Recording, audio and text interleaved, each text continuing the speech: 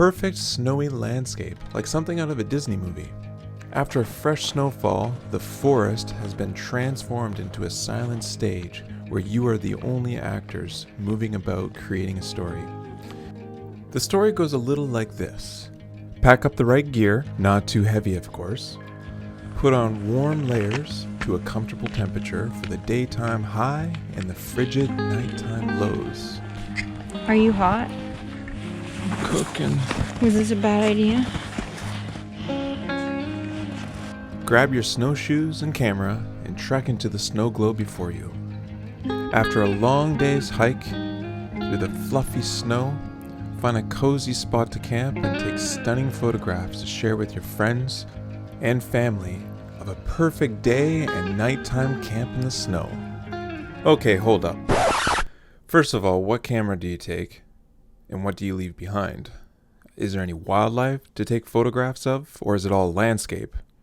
The daytime is only so long, so what do you do at nighttime? How much nighttime photography can you take? Is it just the stars? Is there a Milky Way?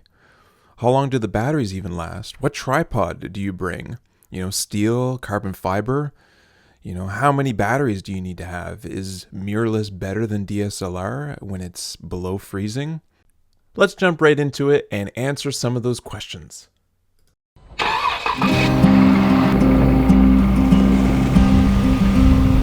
Hi everyone.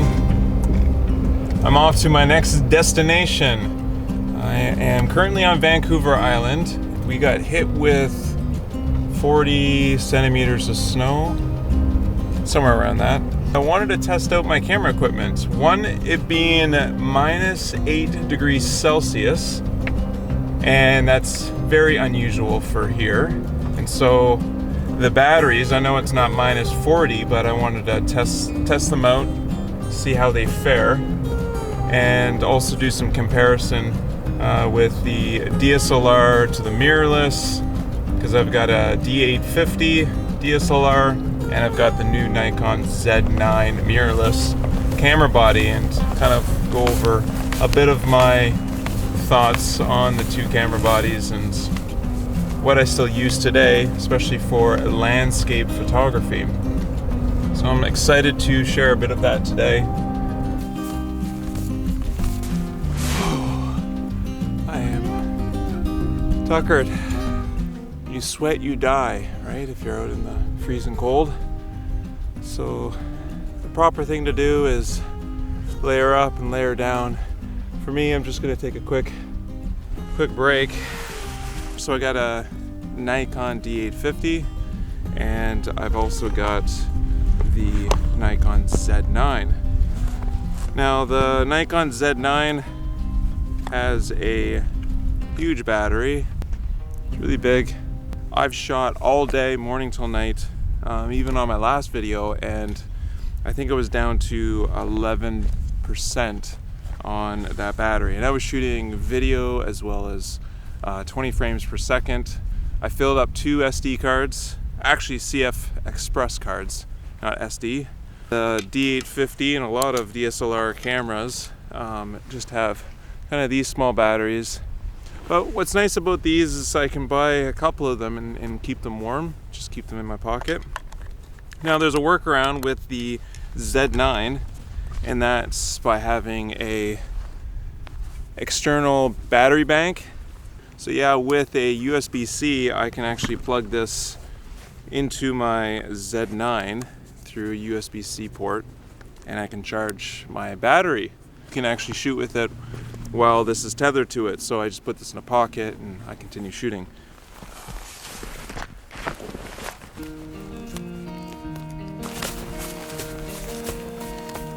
I've done a lot of winter camping. If you have the money to invest in where it's winter, seems like half the year, especially for most of you Canadians out there, is possibly a carbon fiber tripod. I've got a steel tripod on the back. And there's one over here. Actually, that's carbon fiber over there. So that's my Manfrotto. I find it so cold to grab even with gloves. It's carbon fiber, I can kind of grab it and it's not like freezing my hands. It's really nice, clean to operate. The snow kind of just flakes off of it. Night photography. Seems like once I do it once, I'm like, oh man, I'm hooked. What's this magic that I see every time I look at my viewfinder after taking a long exposure image?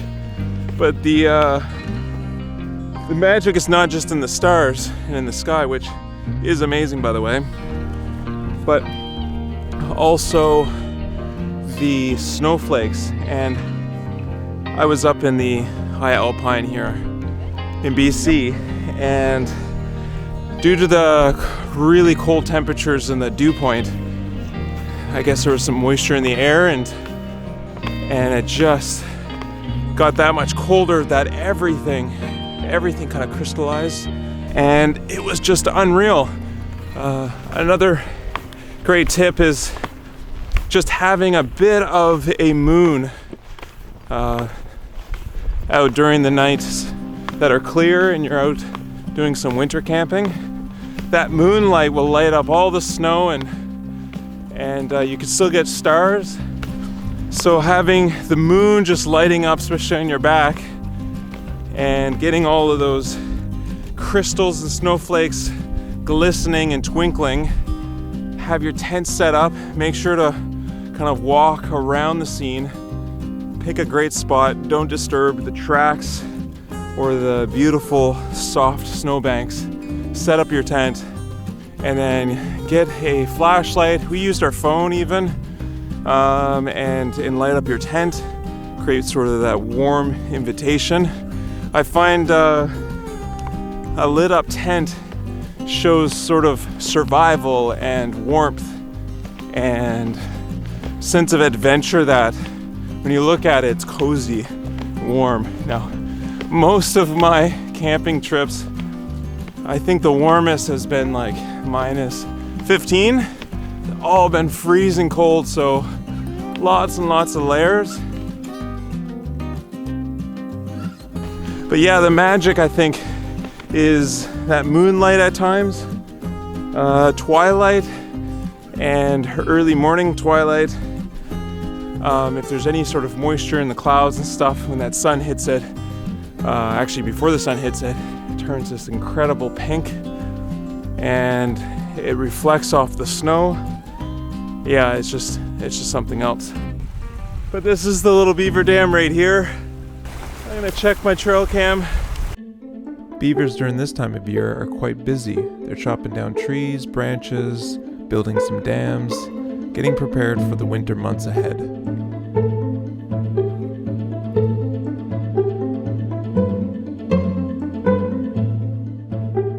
Of course, the beavers weren't the only ones out.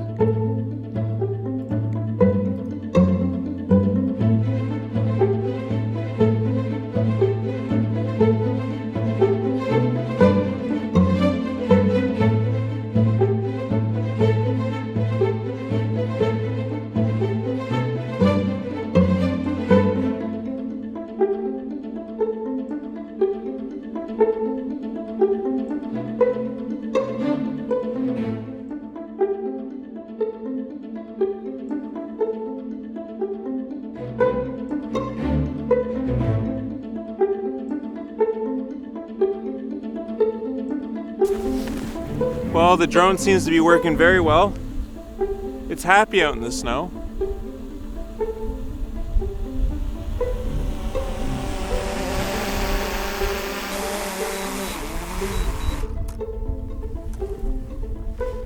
So there you have it. This guy's really small. It's great for out hiking, snowshoeing, that sort of thing. You can even film, YouTube videos and stuff with this thing. So this is a great little beast. It's cool to get a different perspective for sure from the sky, and what better way than using a small little mini drone. Now, in very windy conditions and rainy conditions, actually any moisture at all, so if there was moisture in the air, like fog and stuff, this would probably seize up and then crash. I've had some issues before where the drones actually told me, hey, you got high moisture content, and it'll even try to return to home. I've flown up in the Great Bear Rainforest with this guy. So yeah, very cool. All right, let's pack it up.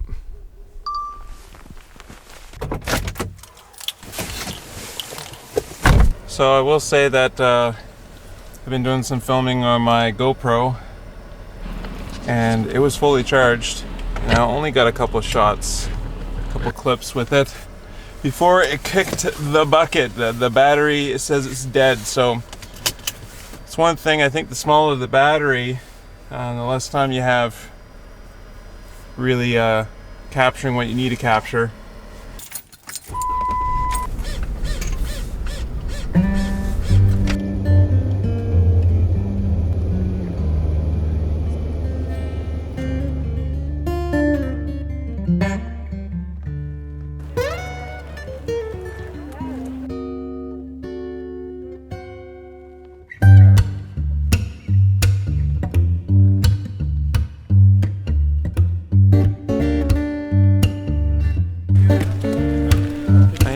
Bush Art Gardens. If you're ever on Vancouver Island, this place is a must-see. It is over 100 years in bloom.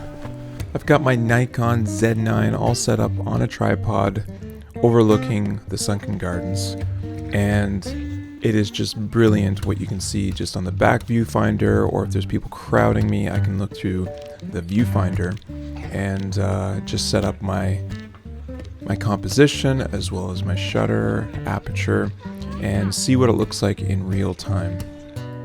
I programmed some of my function buttons so I can zoom in to 100%, check to see if I'm in focus, and push the button to zoom back out, check my composition, and I can see everything in real time.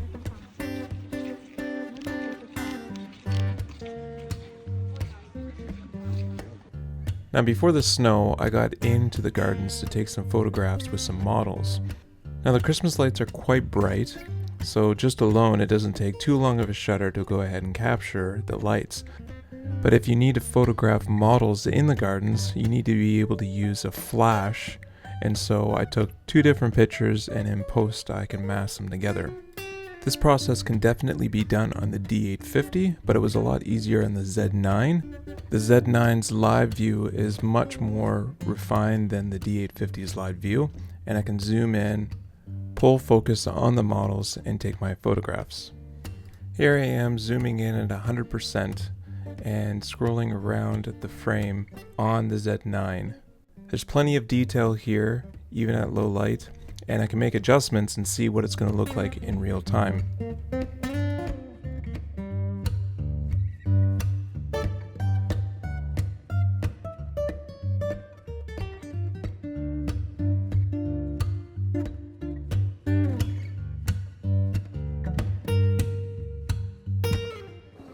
Hi everyone, we are out of the cold in somewhere nice and warm. I thought I'd do a quick overview.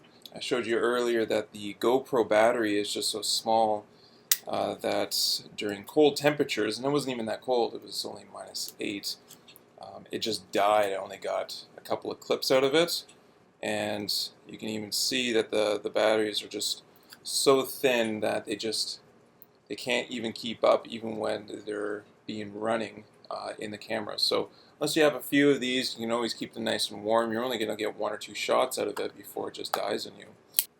Drone, I mentioned quickly about it. If you don't have really frosty, kind of that fog, frosty fog, which I've seen in valleys and stuff during the evenings where there's moisture in the air and it's into this, I think they call it frost witching. So wherever the fog kind of collects on that moisture, freezes, and it creates incredible crystals and that sort of thing.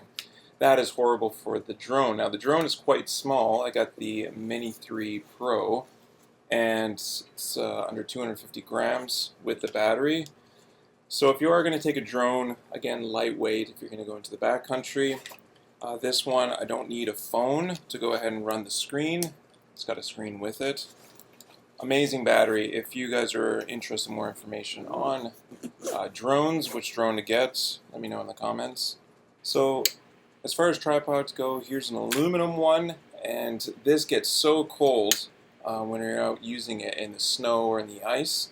And these buckles right here to extend the legs, they all get frozen up with ice and packed snow. I find I have a hard time going ahead and opening them.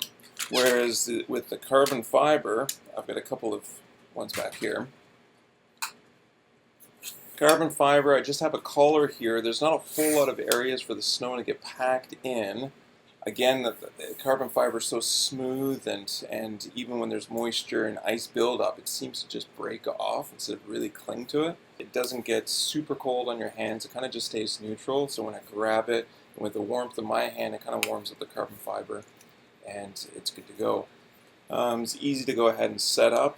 It's lighter than the aluminum. So if I were to pick one over the other, it definitely would be the carbon fiber. Huge benefit I find in the Z9 is when you're doing vertical photography, so with the tent and the trees and the Milky Way or the stars up above, this is just so handy where the Z9 screen can tilt upwards. The resolution, I guess, through the image sensor predicting what a, say, 30-second open shutter will be is just far more superior than the D850. And that vertical screen is just so nice. So if I had this all set up, I would be able to set up my composition way easier. And that's where it's important to bring headlamps, plenty of bright lights. And while I'm setting up my camera, I can go ahead and use that light to just take a look at the trees and the tent. I can highlight things, and it's going to show up on my mirrorless camera on the Z9, and I can see where the tent is. I can even pull focus and take a shot from there. So headlamps are a big thing. Let me go grab some. All right, so this is one light that I take with me. It's an LED. It's super bright, and I can widen it, and I can narrow it down. And this thing is just amazing for getting that really bright light, exposing sort of the features that I want in focus on the camera. I'll do with this flashlight. This is a headlamp that I use, fully waterproof, strapped around my head. So headlamps are kind of a must because you're going to be spending a lot of time out in the dark, walking around. These are hand warmers, feet warmers. These ones are called toe warmers. And sometimes I use these actually on the camera body themselves, where I'm trying to do star trails, that sort of thing. And I don't want fog to start forming on the lens. So I just put one of these heat packs, and it keeps it warm enough so that no moisture builds up and it doesn't fog over, which I've had happen a couple of times, and it's kind of ruined my either time lapse or star trails, that sort of thing. So hand warmers, feet warmers are great. You can put them, in your gloves. I slip them in my gloves all the time. So those are a must. All right, so this is my kind of camping kit for food, for cooking, for boiling water, that sort of thing. So you can find these if you're down in the States, and are they called an REI? I think that's it. Mac, Mountain Equipment Co-op up here has them. So they come with, cups and everything in there. I stuff in a lighter or a couple of lighters as well as some fuel there. It has a stove that's in here, and it's pretty small. It's got 2 bowls and 2 cups with it. If you are interested in the gear that I'm using, I'll make sure to put them in the links below, but yeah, this thing is pretty awesome. First aid, I've got tons of these little first aid kits. This one's super light. It's made for kayaking, hiking, and mountain biking, and it's called the Ultralight Medical Kit. This is number 3, and so there's larger ones depending on how many people you're going to go out with. So I have these lightweight medical kits, and then radio. Yeah, if anything goes seriously wrong, a lot of the places actually have cellular. So up in some of the alpine areas where I go, you could still get cellular in those areas. But I also tell family and friends where I'm going. Is my tent. Now, what you've seen in the photos is a 3-season tent. Yeah, it's the MSR Hubba Hubba 2-man, so this is what my wife and I have been using.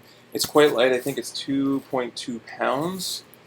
And I obviously check to make sure there's no heavy snowfall, and I pop this up out there during clear skies. Now, this is not going to provide really any warmth at all.